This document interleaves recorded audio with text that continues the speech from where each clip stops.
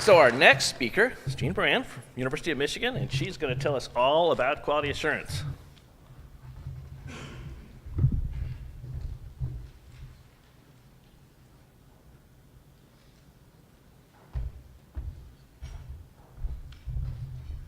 Good morning. I'd like to thank Stan and the other members of the organizing committee for the opportunity to be here today.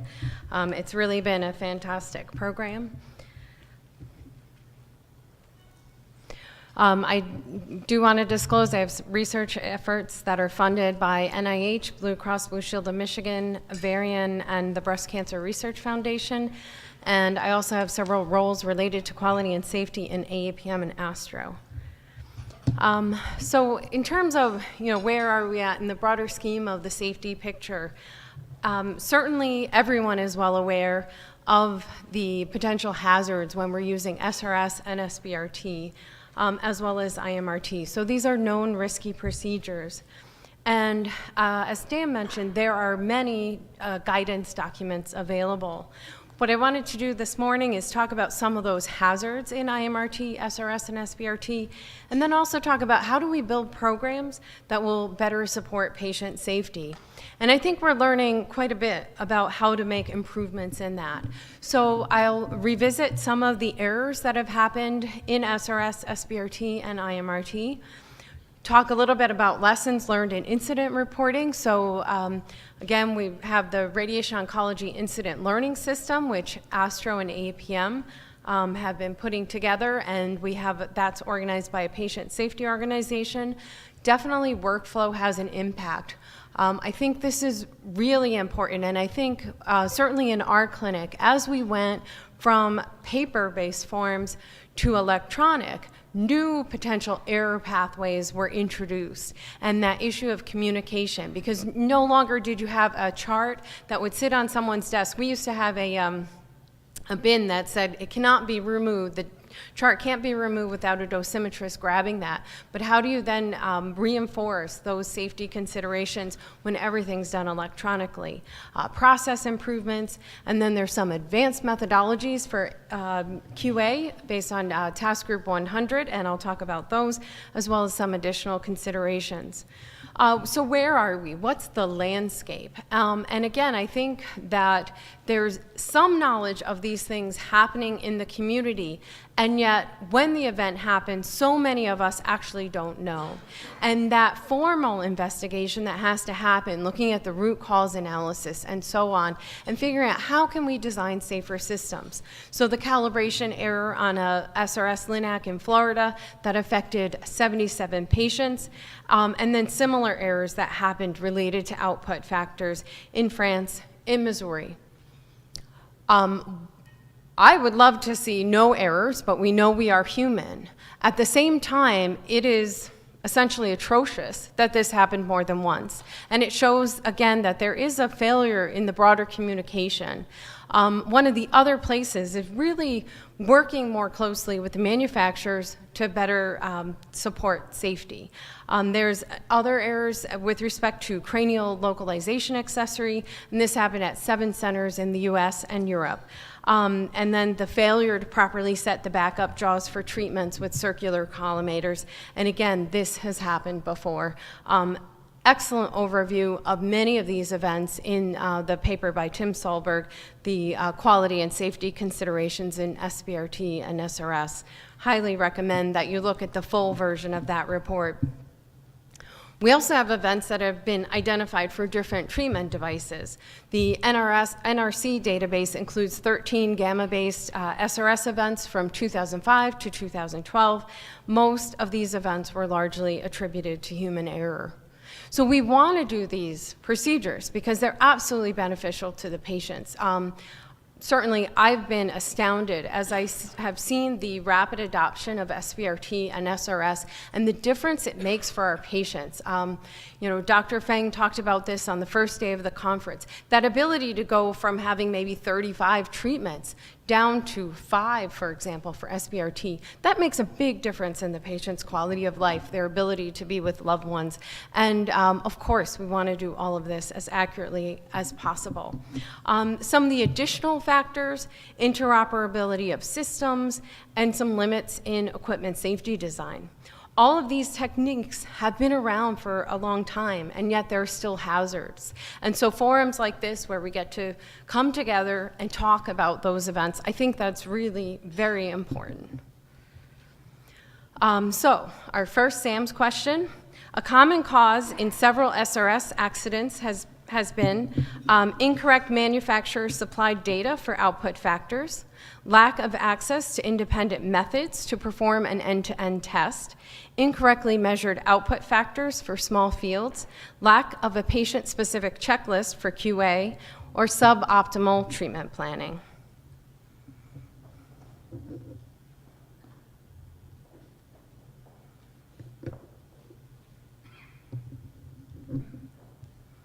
Okay, and the majority got that correct. Inaccurately measured output factors for small fields, and Dr. Benedict just talked about the importance of checklists, and they're a piece of the safety puzzle, but the majority of patients have been adversely affected related to these incorrectly measured output factors, and the reference is Solberg et al. So what about IMRT patient safety? One of the things that certainly has happened over the years, especially as LINAC methods have become more popular, is this use of IMRT in conjunction with SBRT. So IMRT itself is already a little bit risky. Now we're talking about situations when we're doing IMRT for very high dose per fraction. The New York Times articles on the IMRT incident that occurred in March of 2005, where the MLCs were not transferred to the treatment management system correctly, it's important to note that the information had actually been available. The IAEA has some fantastic resources related to safety and radiation therapy. And for those of you who haven't looked at those materials, I absolutely recommend them. They have slide sets there, and certainly they're a fantastic teaching tool. It's also a way to find out about things that you might not otherwise learn about. And so that certainly had been out there. The problem with the delivery, well, a couple of things when we look at the root causes, right? The patient had actually already been under treatment with a plan that had passed IMRT pretreatment QA. There was a problem with the save of the file in the treatment planning system, but the pretreatment quality assurance, which should have been pretreatment, wasn't performed until after 3 days of treatment with the plan. So, that's also extremely relevant. Questions about quality. At the same time that we have this potential for these types of catastrophic things, in fact, if we look closely at the RPC results, RPC is now IRAC Houston, we had pretty high failure rates as IMRT was becoming adopted in the broader community. So this is an end-to-end test where we request the Phantom from IRAC Houston. The Phantom actually includes you can fill it with water, and then there's this insert that actually has radiochromic films and TLDs, and you can plan to your primary and secondary PTVs while trying to spare the organ at risk. And it's, couples both the planning and the delivery pieces together. Common causes of errors that were found were things that could have been found during commissioning. Leaf end corrections, incorrect output factors, incorrect depth dose curves.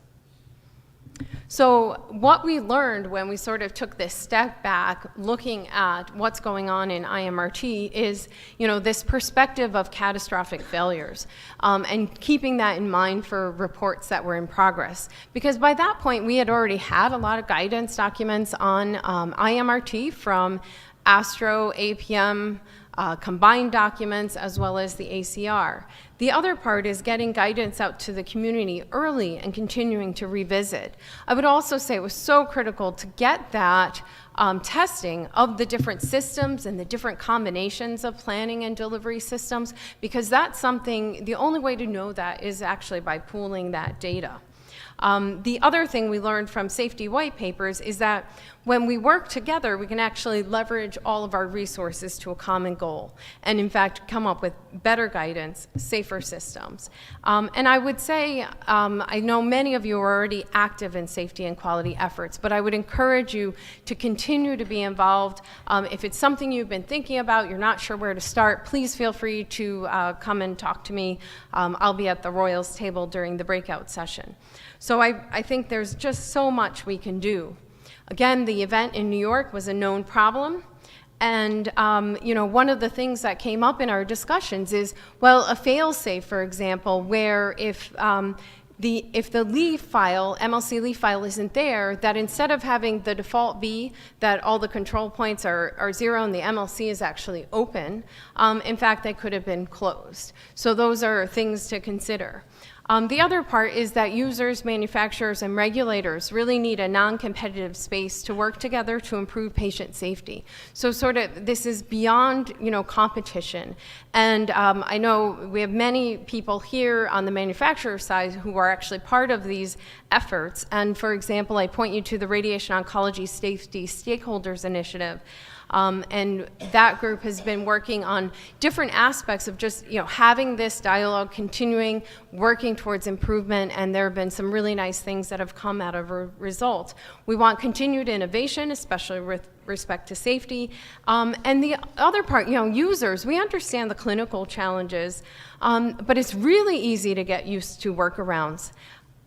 And so you have that patient on the table and you figure it out and you're like, okay, we can go ahead and do this safely, but you had to take a workaround. If you didn't tell the manufacturer, stop complaining. Take the time, put in an enhancement request to the software. If it's something you think needs further escalation, figure out a way to do that. Because in fact, every time we do a workaround as users, we're preventing the systems from getting better.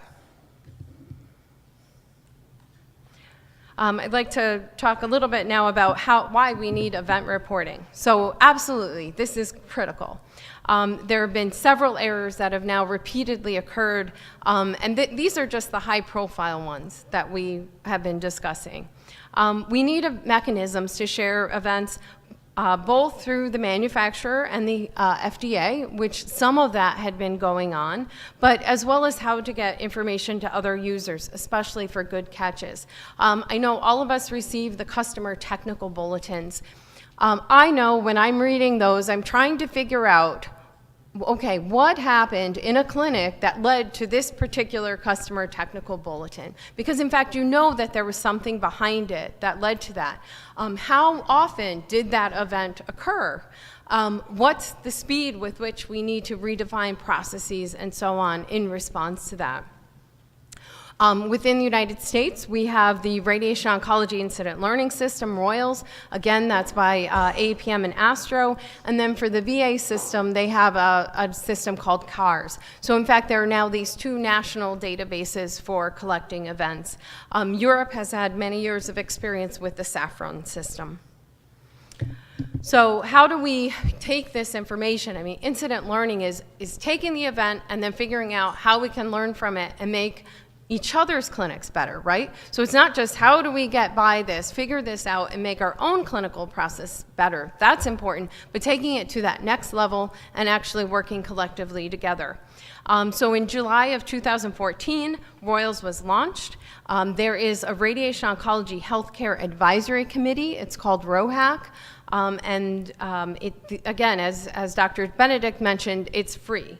Once the contracts are signed, users can begin entering near-miss and variance events into the system. One note I would say is just be aware that there is a little bit of time that needs to be taken working with hospital legal teams to make sure of the participation. But anything that goes into the system becomes protected safety work product, and that's really important. Some of the things that we're learning, so some examples, so the ROHAC team puts out a quarterly report, and this is an example from the 2015 quarter one report. So an example SBRT event. The target drawn by the attending physician was in the wrong lung. This was identified at pre-treatment peer review when diagnostic scans were reviewed.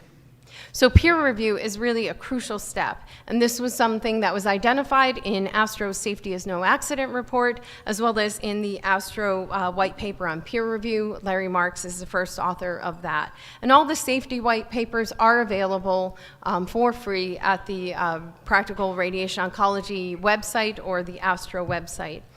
Here's another example of good catches, plans on outdated CT simulation data sets. So the first example, prior to treatment, it was determined that contours were created on an old data set. Again, found pre-treatment, new volumes were drawn on the correct data set and discovered that they were larger than what would have been on the old data set. So the patient would not have received adequate treatment to the target. Another example is a previous data set was registered to a composite of a previous delivery, but the treatment plan was inadvertently created on the wrong data set. And this was identified on day 1 of treatment prior to beam on because the isocenter shifts were incorrect. And keep in mind that, probably on that day 1, they were thinking, but we got to treat this patient. And thankfully they stopped, said there's something we don't understand, and figured it out. In terms of, what's the data going into Royals, the 15% of those events have a patient treated with IMRT, 10% of those are at SBRT doses, 2% with cranial SRT or SRS. One thing, for those of you who are already participating in Royals, just want to make a plea to put the data in. ASTRO and APM and Clarity, the PSO, are all looking at how can we streamline the error input process, but we have a significant number of events that actually have this question unanswered. That limits our ability to learn from the data that goes into Royals. So users are able to enter the following types of events into the Radiation Oncology Incident Learning System. 1, only near-miss events. 2, only variances where the patient was treated incorrectly. 3, near-miss and variance events. 4, a breakdown of a machine during morning QA. 5, reports of patient outcome data. Go ahead.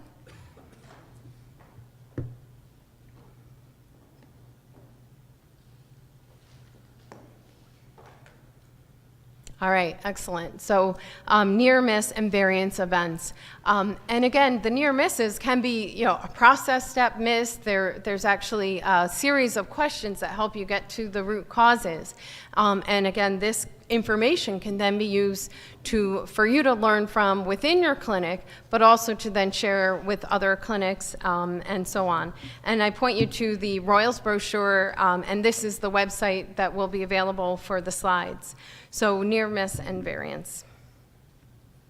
Now I want to talk a little bit about workflow considerations. So SRS, SBRT, and IMRT planning and delivery processes are complex. When we looked at the IMRT, putting together the IMRT safety white paper, we found 54 handoffs as part of that work. And this included among many different staff. So some of the sample recommendations that we came up with to guard against catastrophic failures. Therapists must have the ability to halt treatment if they're unclear about what must be done. That's really important. Same thing stands for us as physicists, right? But I know that when you're standing at the treatment unit, it's really hard to say, hold on. And the therapist may be feeling pressure from the physicist, they may be feeling pressure from administration, from the physician. It's really important to have a positive safety culture, let people question and figure this out. We can't take the dose back. People used to talk about the rat extractor. It doesn't exist. So really being able to respect the team and halt if needed. Making sure that every single time for treatment, you're verifying correct patient, correct treatment site, and so on. Laterality issue. That is something that has happened repeatedly, for surgeries as well as for radiation safety. So keeping that in mind and performing patient-specific QA prior to treatment. The roles of the team members should be clear. One thing to keep in mind is if you're at a bigger center, then maybe you have, for example, handoffs even among the dosimetrists or among the physicists. So being mindful of that. People really need to know their roles. Follow the guidance documents and ensure that staff have time for continuing education. So there's not just the time, oh, you commissioned a new system, bringing the manufacturer in, getting your hands-on training with the system, but then making sure that people get continuing education, have the opportunity to learn about what events have happened at other centers and so on, and supporting the safety culture. And so I recommend that you look at the Astros Target Safely campaign and safety presentations at this meeting. Allow for adequate time for QA, recognize that there are multiple handoffs, put safety barriers at appropriate steps, and really clear communication is key. Workflow and responsibilities. So in orange, our physician roles. For example, the first question is, should the patient even be treated with IMRT? Now, these days, I think sometimes IMRT becomes a default. And as we see more and more SBRT, there may be a category of patients where the default is IMRT with SBRT. Then you have teamwork, the actual patient mobilization and simulation, all the segmentation that needs to be done, handing off the instructions to the dosimetrist, having that directive be written down. All of these things are really important. Moving on, physicists reviewing the treatment plan, confirming that the information is correct in the treatment plan by pre-treatment QA, which Dr. Wang will talk about, therapist review of that information, and so on. Really important, and the continuing physics work that we do, looking at that patient on a regular basis. So if we do a review of the IMRT workflow from a safety perspective, we found 1, a simple process with only 1 to 2 steps involved. 2, a process where IMRT pretreatment measurement QA is the most important step. 3, a team which defers to the MD regardless of the situation. 4, a complex process with multiple handoffs between staff. 5, a similar workflow process and roles at multiple centers. And go ahead and answer.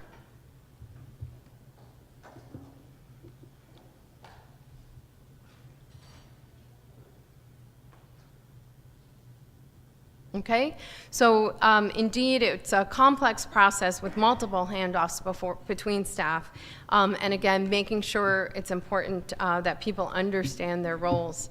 So and this is from the safety considerations for IMRT, which was published in Practical Radiation Oncology and also in Medical Physics.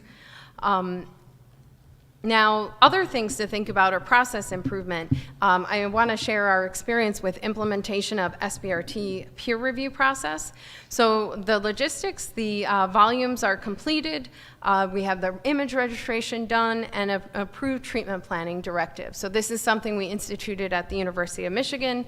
The dosimetrist sends the SBRT rounds appointment. So that's the communication piece, which goes to a team. And these are typically held daily. And then at each SBRT rounds, we have the attending physician or the resident peer attending physician, physicist, and a dosimetrist. And in fact, when we first started this, we probably had about 20 people regularly participating. The process includes the resident attending presenting the case, dosimetrist loads the images and the structure set, which includes multimodality and 4D CT imaging, image registrations reviewed, the GTV and ITV contours are reviewed, and the planning directive are reviewed. And these next few slides are courtesy of Martha Matuzak. This is work that was accepted to be published in Practical Radiation Oncology. So we've just had made a decision that this was one of the riskiest things that we were doing, and our standard chart rounds was happening once a week. We didn't have enough time to go into detail on those cases, and so we did a pilot where we actually said, hey, we're going to do this every single day. Several of you may have heard Larry Marks talk about the daily rounds that they do at UNC, which has been really important. So when we actually looked at the data, so we had peer review, and any changes that were made were documented. We had 513 consecutive cases undergoing SBRT between November of 2012 to February of 2015. 20% of the cases had previous RT within 5 centimeters. So we chose a cutoff to say, well, if it's within 5 centimeters, we want to make sure that that's an additional consideration during the treatment planning, as well as whether or not SBRT was even appropriate for treatment. 25% of the cases had previous RT greater than 5 centimeters away, and we had 12 different primary radiation oncologists. And this is an example of the distribution of cases. At our institution, the majority of cases are liver and lung. We had, out of all of those cases, at least one change was made in 23% of the cases, and 4% of the cases had more than 2 changes. And so again, the distribution, percentage of our SBRT load, and the changes. And we have this distribution where, in fact, more changes were made in the treatment sites that we weren't using SBRT in as much, and rates of about 17% in the others. Now here's a summary of the types of changes.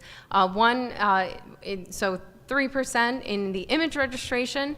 We had 8% of the changes were up to the gross tumor volume, 5.5% to the planning target volume. We would use these as opportunities to have a dialogue within the treatment team about what was best. So for example, was the image registration combined with the localization, was the PTV margin too small or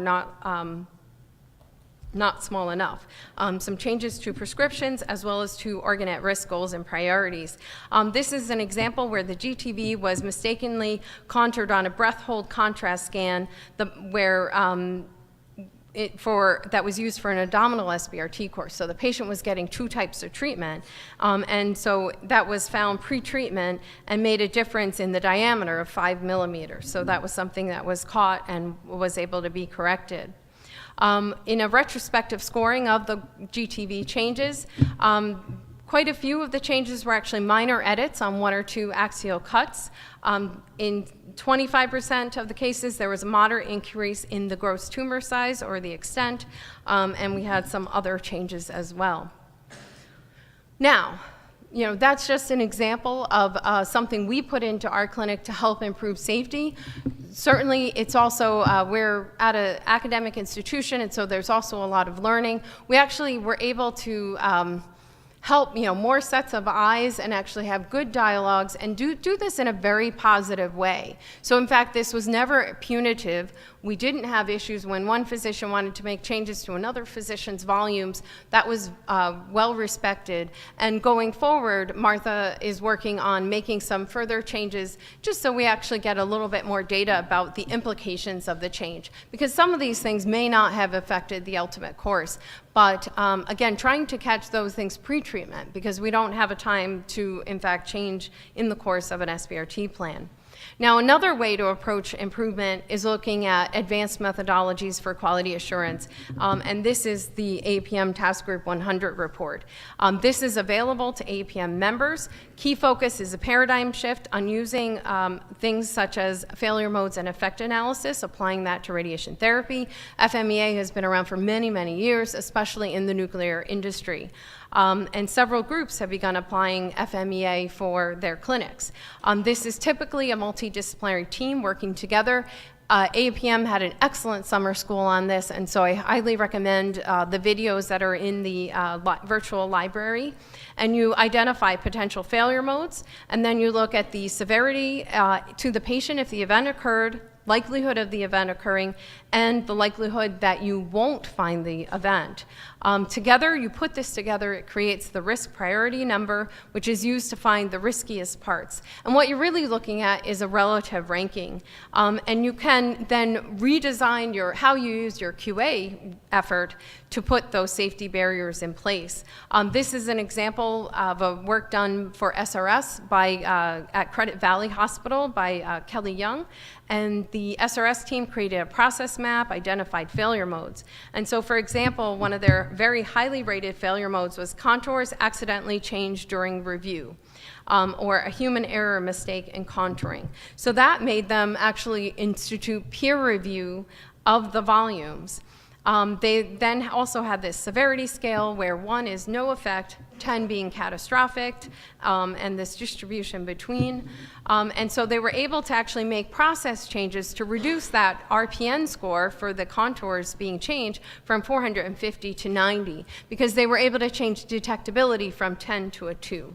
Another one that they worked on is localizer not correctly attached at simulation. And so by having a team approach, looking at the relative highly ranked ones, they were then able to redesign some QA. They were starting a new program, and so they were actually able to make these changes before they launched the program.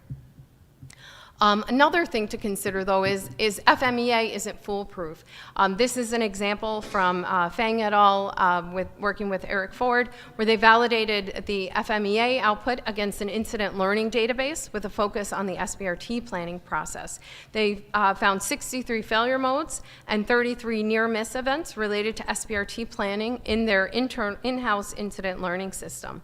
And here's the distribution of many where, for example, this is light gray by FMEA only, this is by incident learning system only, and this is the combination of them. And in fact, there are still some higher things that are only found in that combination of the data from their internal system and the FMEA. They also then ranked all of these failure modes that were greater than, with a RPM greater than 150. Again, what matters is that it's a relative thing. And for example, one of the highest things, SBRT not being updated. And this is really important. And then being able to use that, feed it back in, and fixing their program. So finally, things to keep in mind. You are not alone. Get independent checks. And I know this point has been made by many people. So go ahead, reach out to IROC Houston. Keep in mind, for safety, you need to retrain, even with experienced staff. We had a new person join our team, very experienced senior medical physicist. That person still had to go through competencies, learn how we do things. And then also, you can look at, well, are there other changes needed? Make sure you have end-to-end testing built into your program as recommended by TG 101 and many other places. And again, finally, make sure that anyone in your team is empowered to halt any procedure that's deemed unsafe. And this does require a culture of safety. Individuals need to treat each other with respect. It's helpful to have safety champions and support from administration.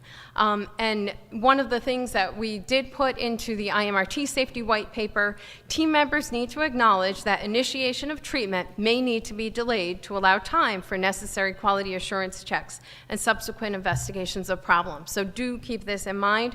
Feel free to put it in front of your administrators or your team as needed.